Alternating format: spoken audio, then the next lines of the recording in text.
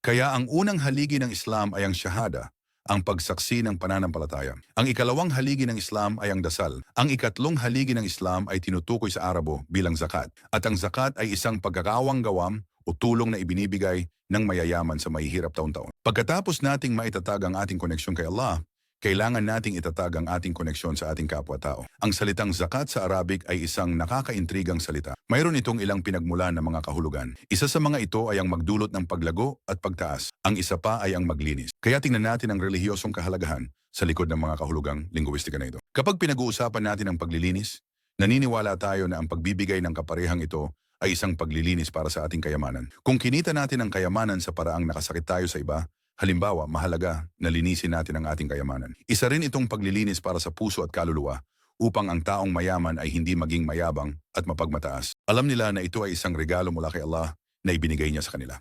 At inuutusan niya silang magbigay ng bahagi ng regalong iyon sa iba na hindi kasing dami ang mayroon. Mahalaga na maramdaman nila ang awa at habag sa mga mas kapuspalad at nahanda silang magbigay at tumulong sa kanila sa oras ng pangangailangan. Ito ay isang paglilinis ng puso at kaluluwa para sa nangangailangan na maaaring makaramdam ng inggit, pagkamuhi, at galit sa mga mas nakakaangat. Bakit mas marami ang mayroon ng taong iyon at ako mas kaunti? Kapag nakita nila na handang magbigay ang kanilang kapatid sa kanila, natatandaan nila na ito ay regalo na ibinigay ni Allah sa sino mang nais niya. Ngunit hindi sila nakalimutan ang kanilang mga kapatid at handang suportahan at tulungan sila. Ngayon, ang zakat ay hindi katulad ng buwis. Kapag iniisip natin ang buwis, lahat tayo ay sabik na bawasan ang halagang kailangang bayaran. Pupunta tayo sa mga abogado at accountant at hahanapin ang bawat paraan upang magbayad ng pinakamababang halaga ng buwis na posible at hahanapin ang lahat ng legal na butas para mabawasan ang ating babayaran. Ngunit pagdating sa zakat, ang mananampalataya ay kusang ibinibigay ito at gustong-gusto nilang ibigay ito. Handa silang i-round up at magbigay pa, hindi bawasan o magbigay ng mas kaunti.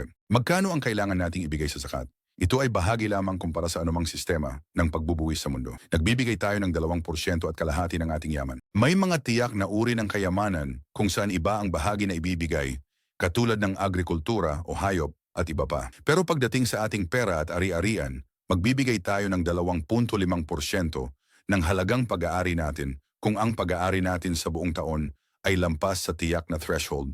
At iyon ay ang halaga ng 85 gramo ng ginto. Kaya kung anuman ang halaga ng halagang iyon sa inyong lugar sa kasalukuyang oras, kung ikaw ay may higit sa halagang iyon, ikaw ay kabilang sa mga kinakailangang magbigay ng kawanggawa sa mga nangangailangan. Ang kawanggawa ay ibinibigay sa ilang kategorya ng mga tao mula sa mga hindi pinalad at nangangailangan. And maaari itong ibigay ng tao ng direkta sa kanila o maaari itong ibigay sa pamamagitan ng isang organisasyon o institusyon kung meron sa inyong lugar. Mahalaga ito, na aksyon dahil naniniwala ang mga Muslim na ang pagbibigay ng kawanggawa ay nagdadala rin ng mga biyaya. Tulad ng nabanggit namin, isa sa mga kahulugan ng salitang zakat ay nagdudulot ito ng paglago o pagtaas. Ang isang tao ay magsasabi, kapag nagbibigay ako ng kawanggawa, nababawasan ang perang mayroon ako. Paano ito nagiging sanhi ng paglago at pagdami? Ang katotohanan ay naniniwala kami na may mga biyaya at ang mga biyaya ay maaaring maging sanhi ng kaunti na umabot ng malayo. Kung pagpalain ni Allah ang iyong yaman, maaari kang makagawa ng higit pa rito kaysa sa iba. Ang isang tao na hindi pinagpala sa kanilang yaman ay maaaring makaranas ng mga sakuna na nagdudulot ng pagkalugi sa pinansyal.